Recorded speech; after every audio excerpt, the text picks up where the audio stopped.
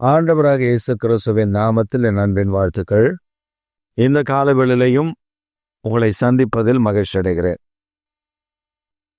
இன்றைக்கு நம்முடைய தியானத்திற்காக நாம் தெரிந்து கொள்கிற வேத வசனம் சங்கீதங்களின் புஸ்தகம் 90ஆம் சங்கீதம் 17ஆம் வசனம். எங்கள் தேவனாகிய ஆண்டவரின் பிரியம் எங்கள் மேல் இருப்பதாக, எங்கள் கைகளின் கிரியையை எங்களிடத்தில் உறுதிப்படுத்தும். எங்கள் தேவனாகிய ஆண்டவரின் பிரியம் எங்கள் மேல் இருப்பதாக, எங்கள் கைகளின் கிரியைகளை எங்கள் தேவனாகிய கர்த்தர் உறுதிப்படுத்த. இந்த சங்கீதம் 90ஆம் சங்கீதம் வேதத்தில் ஒரு விசேஷமான சங்கீதம். ஆண்டவர் இதை வைத்திருப்பதின் நோக்கம் ஒரு விண்ணப்பம் பண்ணுவதைப் போல இந்த பக்தன் தேவனை நோக்கி வேண்டுதல் செய்கிறார். எப்படி அவர் விண்ணப்பம் பண்ணுகிறார்? உங்க தயை, உங்களுடைய இரக்கம், எங்கள் தேவனாகிய ஆண்டவருடைய தயை, அந்த கிருபை, அந்த இரக்கம் எங்கள் மேல் இருக்கட்டும். அந்த வசனத்தை வாசிக்கும் பொழுது 2 விதமான ஆச்சரியங்கள் நமக்கு காத்திருக்கிறது. ஒன்று, அந்த வசனத்தை மறுபடியும் நீங்க வாசி பாருங்களேன். எங்கள் தேவனாகிய ஆண்டவரின் பிரியம் எங்கள் மேல் இருப்பதாக. முதல்ல அவர் சொல்றாரு, ஆண்டவருடைய பிரியம் என் மேல இருப்பதாக.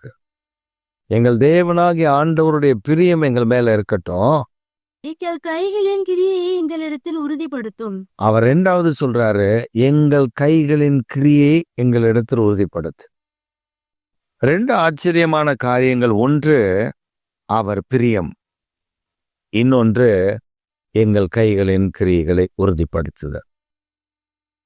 நம்முடைய வாழ்க்கையில நம்முடைய கைகளின் கிரியை உறுதிப்பட வேண்டுமே ஆனால், நாம் ஆசீர்வதிக்கப்பட வேண்டுமே ஆனால், தேவனுடைய பிரியம் நம்மேல் இருக்க வேண்டும். செய்கிற அக்கிரமங்கள், அநியாயங்கள், தீமைகள், அசுத்தங்கள், பொல்லாதவைகள் இவைகளை செய்துவிட்டு கர்த்தரை ஆசீர்வதிக்கவில்லை என்று சொல்லுகிற ஒரு கூட்டத்தை நீங்கள் பார்க்க முடியும். விசுவாசிகள் என்று சொல்லிக்கொண்டு அவர்கள் விசுவாசிகளாய் இருக்க மாட்டார்கள். அதற்கு மாறாக தேவனுக்கு பிரியமற்ற காரியங்களை செய்து வருகிறதை நாம் பார்க்க முடியும். உன் கைகளின் பிரயாசத்தை நீ சாப்பிடுவாய், உனக்கு பாக்கியம் நன்மையும் உண்டாயிருக்கும் என்று சொல்லி இந்த வசனங்களை எல்லாம் சொல்லுவார்கள். ஆனால் தேவனுடைய பிரியம் அவர்கள் மேல் இருக்காது. அவர் பிரியப்படுகிற வாழ்க்கை இவர்கள் வாழ மாட்டார்கள். நீங்க பார்த்தீங்கன்னா, சிலர் நான் பார்த்திருக்கேன், ஊழியத்துக்கு ஆண்டவருடைய ஊழியத்தை தான் நான் செய்வேன், ஐயோ என் ஆண்டவரே, ஐயோ நான் வந்து விடுவேன் என்று சொல்லி ஆண்டவருடைய ஊழியத்துக்கு வருவார்கள். இப்படி வருகிறவர்கள் எதற்காக வருகிறார்கள் என்றால், பிழைப்புக்காக வருகிறார்கள். நான் இதை ஏன் சொல்லுகிறேன் என்றால், நான் கண்டதை உங்களுக்கு அறிவிக்கிறேன். நாம் அந்த தவறை செய்யக்கூடாது என்பதற்காக. ஆண்டவருடைய ஊழியத்துக்கு அழைத்து விட்டார், சரி, வந்து விட்டார். ஒரு கிராமத்தில் ஒரு சபையை ஆரம்பித்து விட்டார். அவர் சபையை ஆரம்பித்து அந்த சபையை நடத்தும் போது ஆண்டவர் கிரியை செய்வார். ஆனால் பொருளாதாரத்தில் இவர் நினைத்த ஒரு மேன்மை அங்கே வராது. உடனே அவர் சொல்லுவார், ஆண்டவர் இந்த ஊழியத்துக்கு அழைத்து விட்டார், நான் ஊழியத்துக்கு முழு நேரமாய் வந்து விட்டேன். ஆனால் பவுல் அவர் தன் கைகளினாலே கூடாரங்களை போட்டார், தன் கைகளினாலே வேலை செய்தார், அதனாலே அவர் சாப்பிட்டார். வேலை செய்யாதவன் சாப்பிடக்கூடாது என்று சொல்லிவிட்டார். அதனால் நானும் வேலை செய்து கொண்டே அவர் ஊழியத்தை செய்ய போகிறேன். இது என்ன கதைன்னா, இந்த ஊழியத்துல வரும்போது இவங்க நினைத்த வருமானம் அங்கே இருக்காது.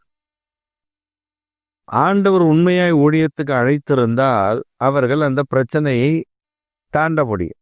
ஆனால் உண்மையான அழைப்பில்லை. இவர்கள் ஆதாயத்திற்காக வந்தவர்கள். அதனால இவங்க என்ன பண்ணுவாங்கன்னா, வேலை செய்து கொண்டே என்ன செய்வாங்க, ரியல் எஸ்டேட் பண்ணுவாங்க, கான்ட்ராக்ட் எடுத்து வேலை செய்வாங்க, வீடு கட்டுவாங்க, பல தோட்டம் துறவுகளை வைத்து விவசாயம் செய்து அதனால் வரக்கூடிய வருமானத்தை அவர்கள் தங்களை செழுமையாக்கி கொள்ளுவார்கள். சின்ன சின்ன கடைகளை வைத்து பிசினஸ்களை பார்த்து கொள்ளுவார்கள். கேட்டால் நான் ஊழியம் செய்கிறேன் என்று சொல்லுவார்கள். ஒரு சமயம் என்னை ஒருவர் ஒரு இடத்திற்கு அழைத்து சென்றார். எனக்கு தெரியாது இவர் என்ன பிரார்த்தனம் பண்ணி அங்கே போயிருக்காருன்னு எனக்கு தெரியாது. ஆனால் என்னிடத்தில் சொன்னார், விசுவாசி, நன்றாக தெரிந்த விசுவாசி. அவர் சொன்னார், பாஸ்டர், இந்த வீட்டில் ஒரே பிரச்சனையா, இந்த பிசாசு போராட்டமா, அந்த குடும்பத்துக்காக நீங்கள் ஜெபிக்க வரணும். சரி, நானும் சொன்னேன், ஜெபம் பண்ணிட்டு சொல்கிறேன், நம்ம ஜெபம் பண்ணிட்டு போகலாம் அப்படின்னோடனே அவர் சரின்னு விட்டார். ஒரு 3 மாதங்களுக்கு அப்புறம் நம்ம நாளைக்கு போகணும். நான் சொன்னேன், ஜெபம் பண்ணிட்டு போகலான்னு சொன்னேன், நீங்கள் எப்போ போகிறோன்னு சொல்லலையே, நம்ம அதுக்கு ஆயத்தப்பட்டு போகணுமே, நம்ம ஜெபிக்கணும், ஆண்டவர் போகணும்னு விரும்புகிறாரான்னு நமக்கு தெரியணும், ஆண்டவர் போகணும்னு சொன்னால் தான் நம்ம போக முடியும். இல்லை பாஸ்டர், நான் நாளைக்கு கார்லாம் அரேஞ்ச் பண்ணிட்டேன், நம்ம இங்கேருந்து கும்பகோணம் போகிறோம், கும்பகோணத்தில் அந்த வீட்டுக்கு போய் நம்ம பார்க்குறோம். சரின்னு சொல்லி நாங்கள் கிளம்பி விட்டோம். அந்த வீட்டில் ஒரு விடுதலைக்காக ஜெபிக்கணும் அப்படின்னு தான் இங்கேருந்து என்னை கூட்டிகிட்டு போகிறார். அங்கே போனால் இவர் தன்னை ஒரு போதகர் என்று அறிவித்திருக்கிறார். அவங்ககிட்ட எனக்கு தெரியாது, நான் இந்த ஊழியை செய்கிறேன், இந்த ஊழியை செய்கிறேன், எனக்கு ஒரு சீனியர் பாஸ்டர் இருக்கார், அவரை தான் கூப்பிட்டு வரேன் அப்படின்னு சொல்லி என்னை கூப்பிட்டு போயிருக்காரு. எனக்கு தெரியாது, இதெல்லாம் எதுவுமே தெரியாது.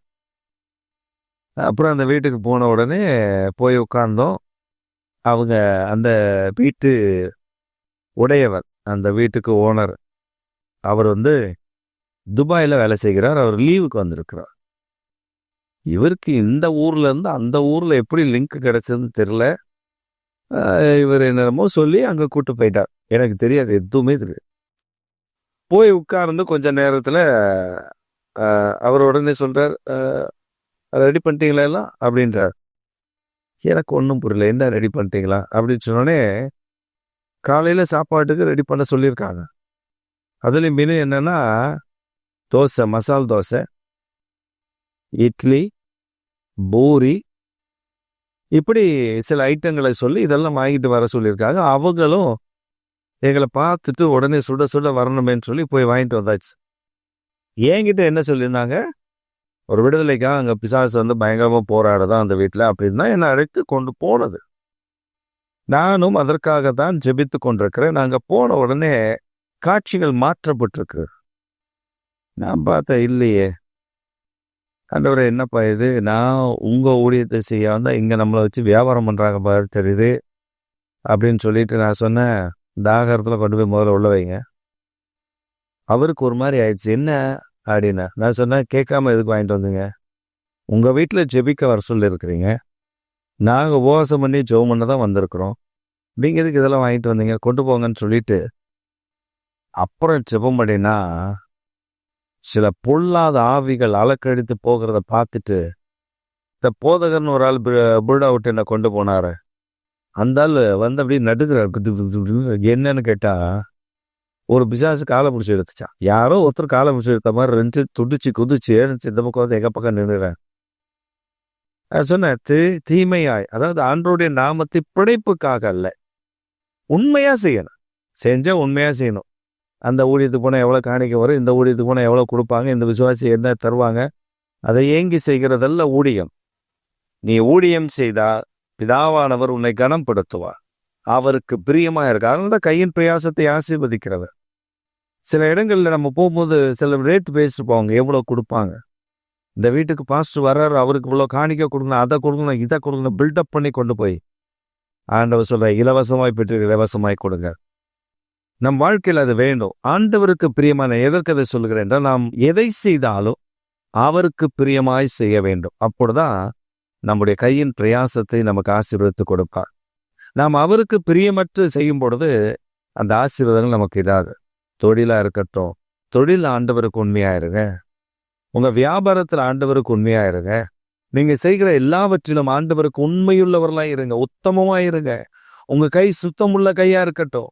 உங்க கை மற்றவர்களுடைய இரத்த கரை படியாத கையாய் மாறட்டும். அப்படி இருந்து பாருங்க, கர்த்தர் உங்களை உயர்த்தி மேன்மைப்படுத்துகிறது அவ்வளவு ஆச்சரியமா இருக்கு.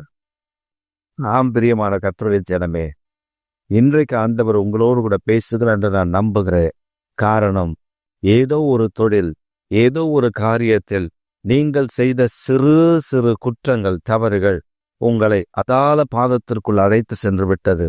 ஆனால் இன்றைக்கு கர்த்தர் உங்களுக்கு ஒரு தெளிவை தருகிறார். நீ செய்கிற காரியத்தில் தேவனுக்கு பிரியமாய் செய்து பார். உன் வாழ்க்கை, உன் கையின் பிரயாசத்தை உனக்கு ஆசீர்வதித்து உன்னை உயர்த்துவதை காண்பாய். இன்று காலை ஒரு அதிசயத்தை, ஆச்சரியத்தை உனக்கு செய்ய போகிறார். நீ எந்த இடத்தில் குறைவுபட்டாய் அந்த இடத்தில் இன்று ஆண்டவரே, நான் இது செய்தது தவறுதான், என்னை மன்னித்து விடும். என் தொழில், என் வியாபாரத்தில், என்னுடைய காரியத்தில் நான் உண்மையாய் செய்ய எனக்கு கிருபைதாரும் என்று கேளுங்கள். அவர் உண்மையாய் உங்களை வழிநடத்த போதுமானவர். ஆச்சரியமான தம்முடைய காரியத்தை விளங்கப்படி ஆசீர்வதிப்பார். ஆமென்.